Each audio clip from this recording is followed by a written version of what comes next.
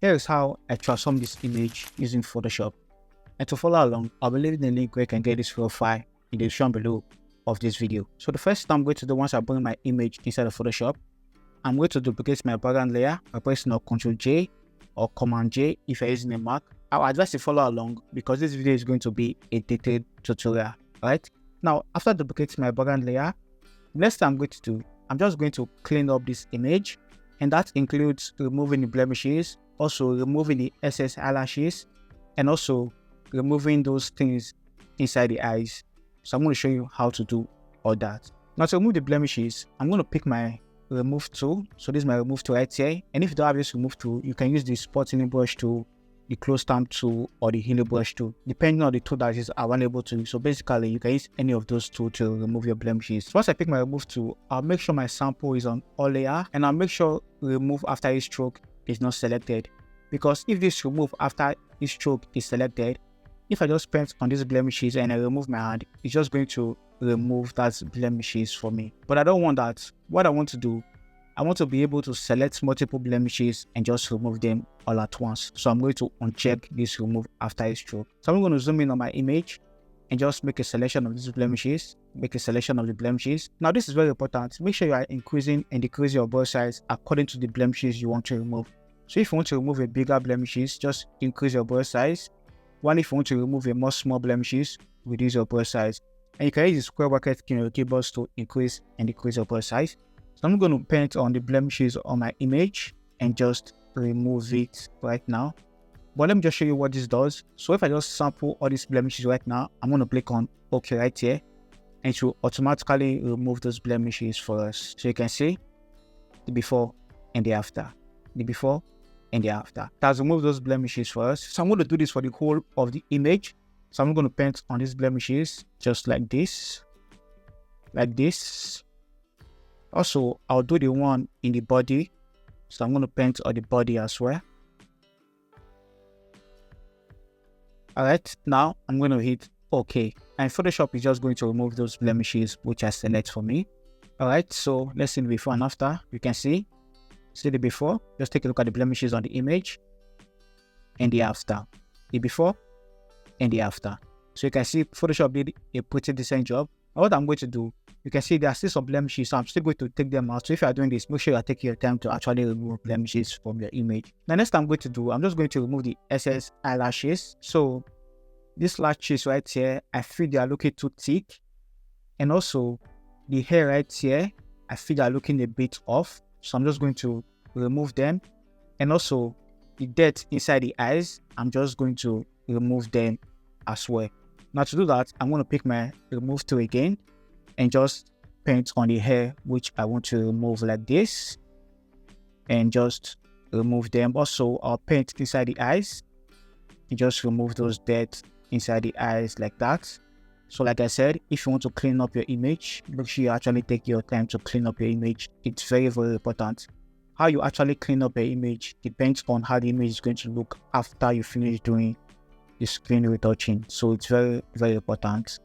So I'm just going to paint on this hair right here just to clean them up, just make everything smooth, just like that. So I'm going to paint on this part as well. Like I said, it's going to be a very detailed tutorial, so pay close attention and follow along. Alright, also you can see the line under the eyes right here. I'm just going to paint on those lines and just remove them like so, just like this. And also some of the blemishes I've just seen on the image, I'm just going to remove them just like this. Okay, also I'll remove the hair inside the nose, remove this part of the lips just like this, remove this dot right here under the lips. So basically just take a look at your image and just remove all the unwanted thing you want to remove on your image. Take your time to do it. That's how you can get a good looking image. You don't have to rush the process. Okay, so I think like this works for me. I'm still going to remove more of this hair right here. I feel they are just too much. So let me just click OK for now and see.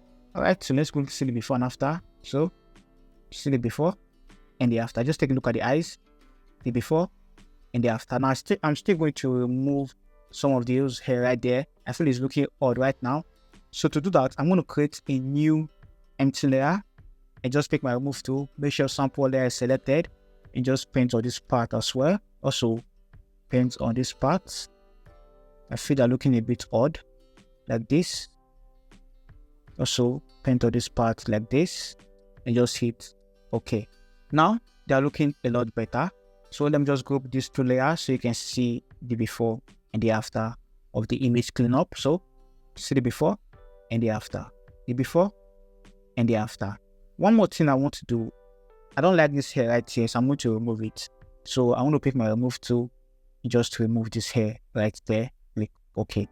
So pay close attention to the details on your image. It's very, very important, right? Looking so much better right now. Now, next thing I'm going to do, I'm just going to use frequency separation to smoothen out this image and also maybe remove some of the blemishes I'm still seeing on the image. Now, to do that, you can use any frequency separation action you have, or you can use the Retouching Academy, or you can use my action. And if you want my action, I'll leave the link where you can get it for free in the description below of this video as well. So after you download that action, to install it, just come to your Windows and just click on Actions right here.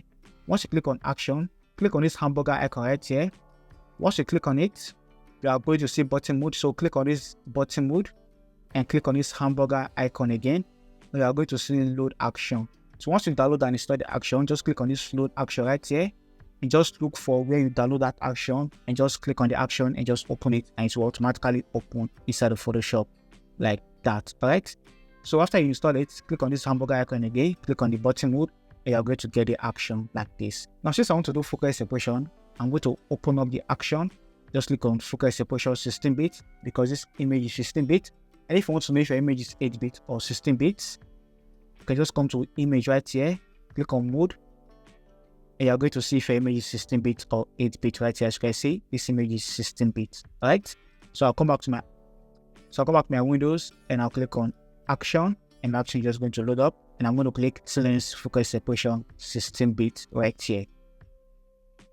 I'm just going to load. Now for the Gaussian blur radius, this one is very important. If you want your image to be smooth, you can use a blur radius of 7 or 8 for this kind of image, and it's going to be smooth. But I feel it's going to be too smooth. While if you want to retain texture your image, just use a high blur radius between 10 to 15. But for this image, I use 10 to actually retouch mine. So for the Gaussian blur radius, I'm going to use 10 and hit OK. And by the way, if you feel your image is not smooth enough, you can actually run another focus separation and use a lower blur radius the next time you want to do it. Okay. So 10 works for me. I'm going to hide my action now. Now with focus separation, what we did, we separated the textures from the colors. So if you still want to remove blemishes from your image, just click on this high frequency copy right here, which is this first one right here. Once you select it, you can pick your close stamp tool. Once you pick your close stamp tool, make sure your mode is on normal. You can assign pen pressure if you want. If you're using a Wacom tab like me, so my pen pressure is on, my flow is on 100, align is selected, and current layer is selected. All right. So just zoom in if you want to remove blemishes. Increase your brush size by pressing on the square bracket key to increase and decrease your brush size. Then press Option or Alternate to sample from the close by area, and just paint over any blemishes you still want to remove from your image, just like that. So Option to sample and paint, Option or Alternate to sample and just paint on any blemishes you want to still remove from your image, just like that. So you can also use this method to remove blemishes from your image if you don't want to use the remove tool, or if you don't want to use the spot healing brush tool or the healing brush tool. So once you load the focus separation, you can actually remove blemishes like this from your image. It works well. Alright. So I feel we've already removed blemishes for this image, so maybe I'll remove more later. But for now, let's just focus on smoothing out the image using the mixer brush tool. Now to do that, I'm going to make sure my brush shear layer is selected, because this brush shear layer is an empty layer, and that's where we want to be using our mixer brush tool to work on. So I'll pick my mixer brush tool. Once I select my mixer brush tool, my mixer brush settings, make sure clean brush is selected. Also make sure clean brush after each stroke is selected, which is this one right here. My wet is on 30, my load is on 30, my mix is on 90. The mix really doesn't matter. You can leave it at 0 or 100%. It doesn't really matter, because this place right here is on clean brush, and this clean brush after each stroke is selected. So like I said, wet 30, load 30, my flow is on 20 and sample all layer is selected because we are working on an empty layer right here. But if you are working directly on the low frequency or color tones, make sure sample all layer is not selected. But because I'm working on an empty layer, that's why my sample all layer is selected. Alright. Now once you get your settings right, the next thing we are going to do, make sure this high frequency texture is turned off. Not the high frequency copy, the high frequency texture itself, which is the one above the brushing layer. So to turn it off, just click on this icon right here, and you can see we have only the colors on the image. Because if this high frequency texture is turned on and you just try to brush with your mixer brush tool, you are just going to be adding textures on your image. As you can see right now, you're just going to make the image look bad, and we really don't want this. So I'm just going to erase it. So another advantage of working on an empty layer is you have the ability to erase it if you make any mistake, instead of deleting the whole frequency separation and starting all over from scratch. Alright, so I'm going to pick my eraser tool, make sure my eraser is on soft round, meaning the hardness is on 0%, and just erase this brush which I did for this empty layer like this, and just bring back the image to normal. Alright, so I'll pick my mixer brush tool again. With my mixer brush tool selected, I'm going to hide my high frequency texture layer, which is this one right here above the brush layer. Pay close attention. So I'm going to hide it. Once I hide it, I'm just going to zoom in a little bit. Now if I want to brush, I'm going to be brushing my shadow separately, my highlight separately, and my metals separately. So this part right here are my highlights. Let me just show you. This part right here are my highlights, and if I want to brush it, I'm going to be using a big brush like this to paint on it, just to brush it. Why? This part right here are the shadow parts of the image. So if I want to brush it, I'm just going to increase my brush size a little bit and just brush on it like so. Right? While for the transition, I'm going to use a slightly big brush and just brush within the transition of the highlights and the shadow, just to smoothen out the transition and make the edges look softer. Alright, so let me just delete this layer and start the brush right now. So switch back to my mixer brush tool. Remember, if you want to increase your brush size, make sure you're using a square bracket key. So if you want to work on a big portion of the image, use a big brush size. While if you want to work on a small portion of the image, like this highlight right here on the nose, use a small brush size just to paint on only that highlight. And remember, don't brush shadow into highlight, and don't brush highlight into shadow like so. Alright, so I'm going to brush on this image right now. So you can see what I'm doing. I'm brushing the highlight separately, brushing the shadow separately, and also brushing the transition separately like so. Now since this model does not have any hair, I'm just going to paint on this highlights right here on the hair separately. I don't want to mix the colors right there, because if I just mix the color, let me just show you. If I mix the color of the shadow and the highlights for that head right there, it's just going to make the image look weird and look unrealistic. So let me just show you what is going to happen now if I do that. So just take a look at the image for the hair. Just take a look at only the hair and see the before and the after. The before and the after. You can see the highlight right there is no longer there because I'll brush shadow to the highlights. So I'm not going to delete that layer and just brush it separately. So like I said, I'm going to brush the highlights on the forehead separately, brush the shadow on the forehead separately, as you can see. And for the transition, I'm going to use a slightly bigger brush and just brush the transition separately, so that this transition is not going to be harsh. Right? So basically, I'm going to be doing this for the whole of the image.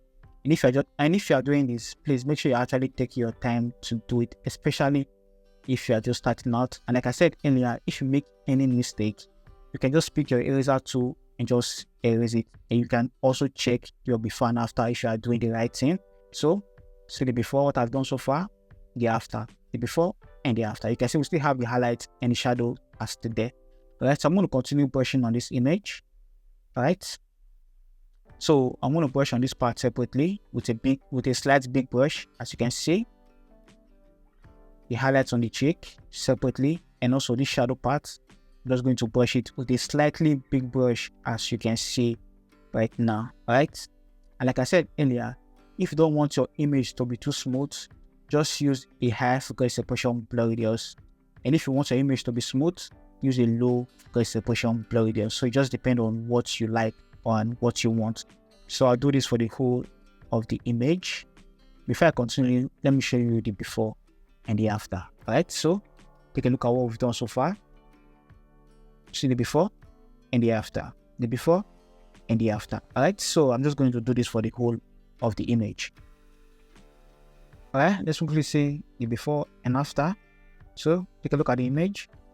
This is the before and the after. The before and the after. Just seeing some blemishes right here, so I'm just going to remove them. So I'll come to my high frequency copy right here, pick my close stamp tool, and just sample from the close by area and just paint on those blemishes I'm still seeing on my image, just to remove them like so. Alright, so just take your time to retouch your image if you are doing it.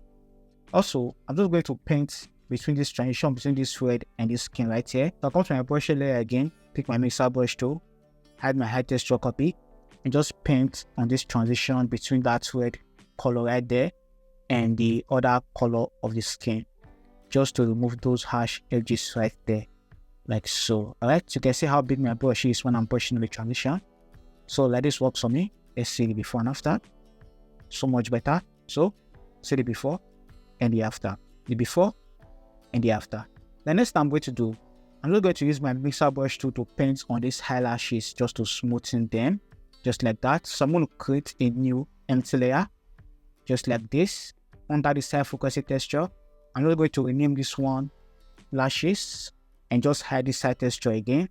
And this time, pick my mixer brush tool and just brush on only the eyelashes just to smoothen them out, like so. Also, I'll paint on this part right here and paint on this part right here. As you can see, just want that place to be soft, like so. Alright, so I'll do a little bit of brushing on the lips. So I'm going to brush on the lips just a little bit, just to soften out the lips a little bit, just like that.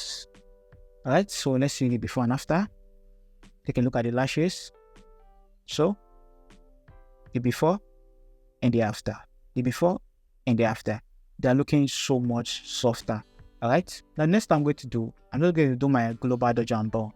Now to do that, I'm just going to group all the layers. So once I group all the layer, so I'm going to come to my action and just click on Teelens dodge and burn right here. And by the way, like I said earlier, I'm giving out this action for free. Check the link in the show below of this video. So once I click that dodge and burn action, I'm just going to open it. Inside that group, we have the dodge and we have the burn. Now dodge means to brighten, while burn means to darken. Now since I want to do contour or global dodge and burn, I'm just going to turn off everything I did. So I'm going to turn off my retouching layer so that I can get the original image, so that I can see where the original highlight is and where the original shadow is, so that I can actually enhance it. Because what I want to do is to enhance the shadows and the highlights. So for the dodge, I'm not going to paint on the bright part of the image, which are the highlights. While for the burn, I'm just going to brush on the dark part of the image, which are the shadows. Alright, so first of all, come to my dodge, pick my normal brush tool. With my normal brush tool selected, make sure you're using a soft round brush. Also, make sure your mood is set to normal, opacity is set to 100. I'm going to change my flow to 2% so that I can gradually build the flow. Alright, because if it's 100% like this, I'm just going to make sure this foreground color is set to white. If it's on another color, click on this small black and white right here to change to default black and white. So once my foreground color is set to white, if I just paint with 100%, you can see the effect is too much. That's why I'm going to use a flow of 2% so that I can gradually build up the flow. So I'm going to increase my brush size and just gradually paint on the highlight like this.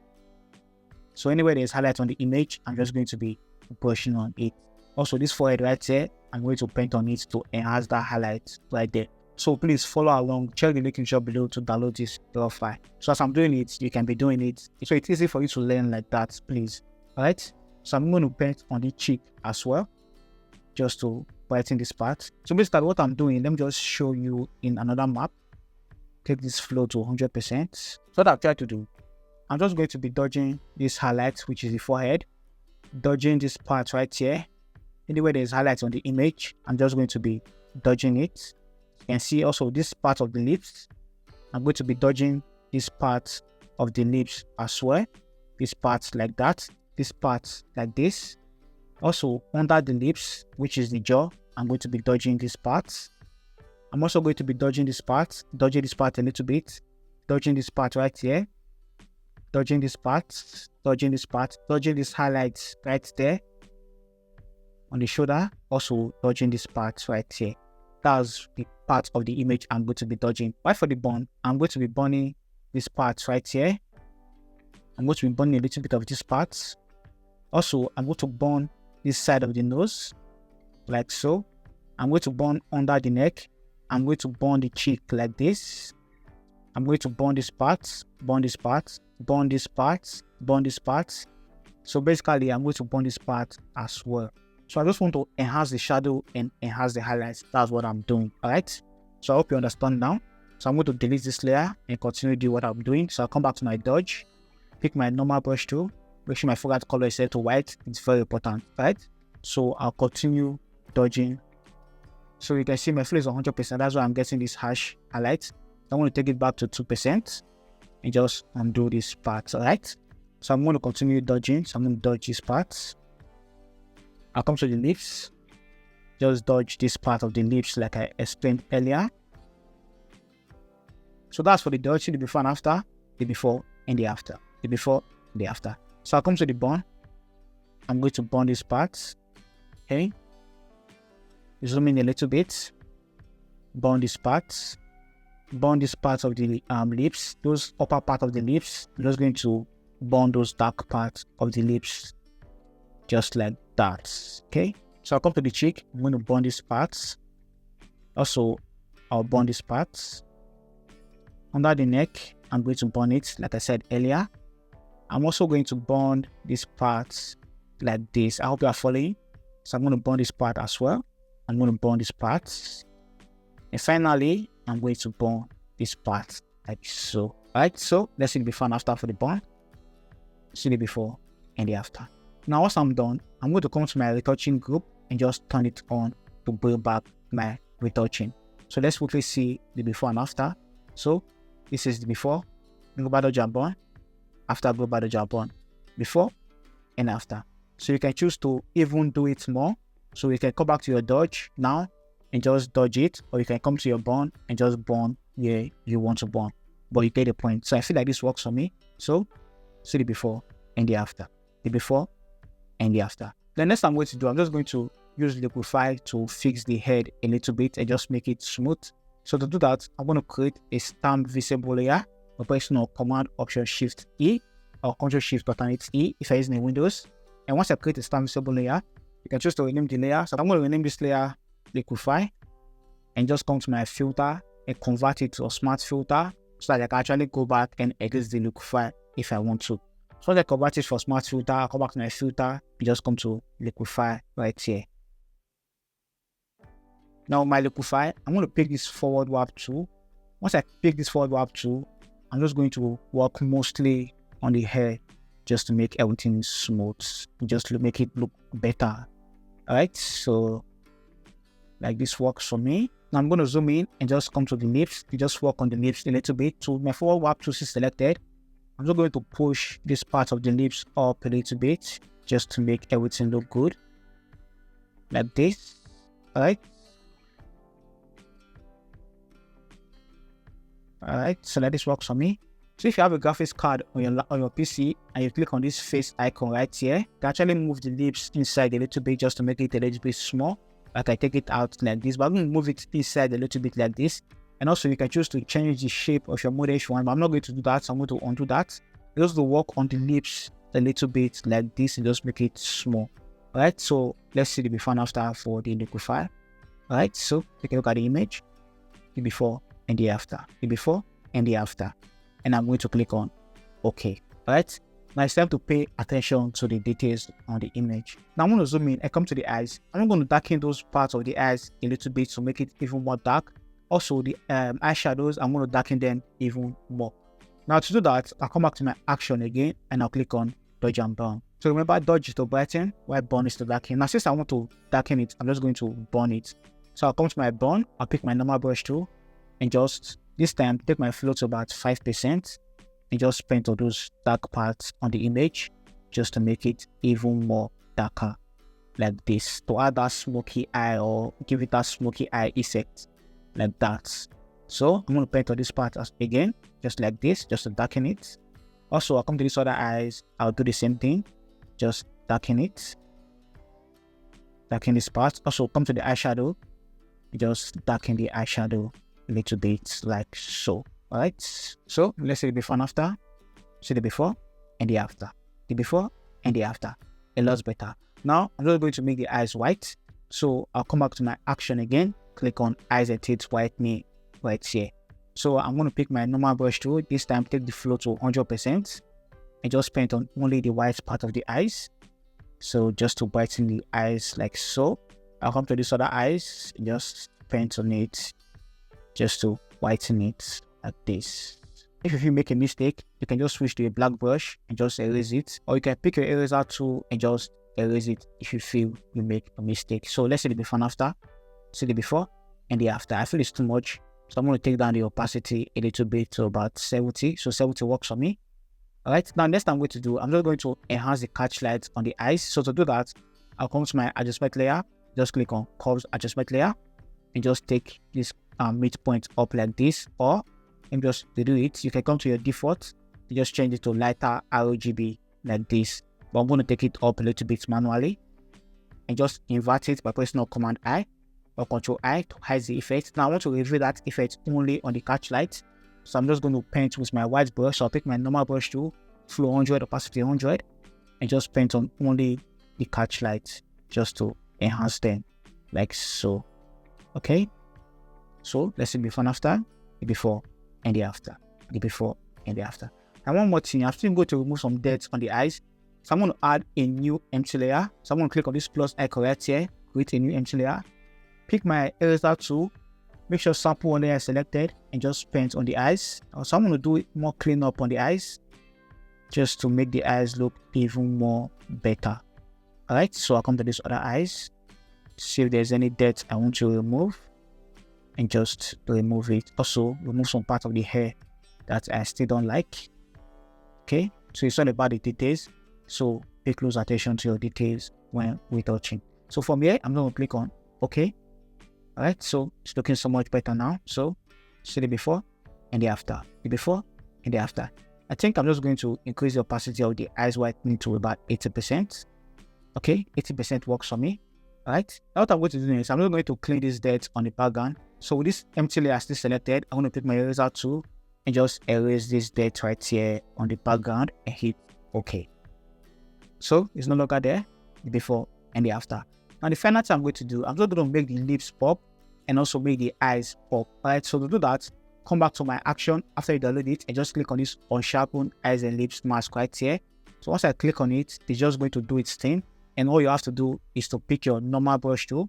Once you pick your normal brush tool, make sure opacity set to 100, flow set to 100, and just brush on this layer mask right here. So with your white brush, paint on only the eyes like this, as you can see. Also, you can paint on the eyeshadow and also paint on the lips just to enhance them, as you can see. So look at the effect. First of all, look at the lips. So this is the before. You can see it's kind of blurry, and the after, you just add that details. Also, take a look at the eyes. The before, it's kind of dull. The after, you can take a look at this one. The before and the after, it just adds that pop to the eyes. If you feel it's too much, you can just reduce the opacity a little bit, just like this. The next thing I'm going to do, I'm going to come back to my action and just click on this switch tool right here, before and the after. Now if you feel it's too much, you can just reduce the opacity a little bit, because right now I feel the contrast of this image is not looking too much. So I think let's use 20. 20 works for me. So the before and the after, the before and the after. And finally, I'm going to come to my adjustment layer, click on vibrance adjustment layer, and just move the vibrance up a little bit just to make the image pop overall, as you can see. So I think let's use 50. 50 works for me for the vibrance. The before and the after, the before and the after. If it is too much, you can just come to the opacity, reduce the opacity, or you can come to your properties and just take down the vibrance. Well, like I said, 50 works for me for this image. So let me just group everything I did so you can see where we started from. This is the before, where we started from, and the after. The before and the after. And if you want to save your image for Instagram without losing quality, just come to your file right here, click on export and click on save for web legacy right here. I'm just going to open. So these are my settings. My quality is always on 70 to 80%. So mine is on 80 right now. Optimize is checked, and embedded color profile is selected as well. Convert to sRGB is selected as well. So that's all. So from here, you can just click on save and save your image. Now, if you notice, I did not do color grading for this image. That is because I've already color graded this image inside of Capture One. So this is the original image inside of Capture One, and this is the color grade I did inside of Capture One. And if you want to learn how to color grade dark skin tone inside of Capture One, check out this video right here. I'll see you guys in my next one. Stay creative.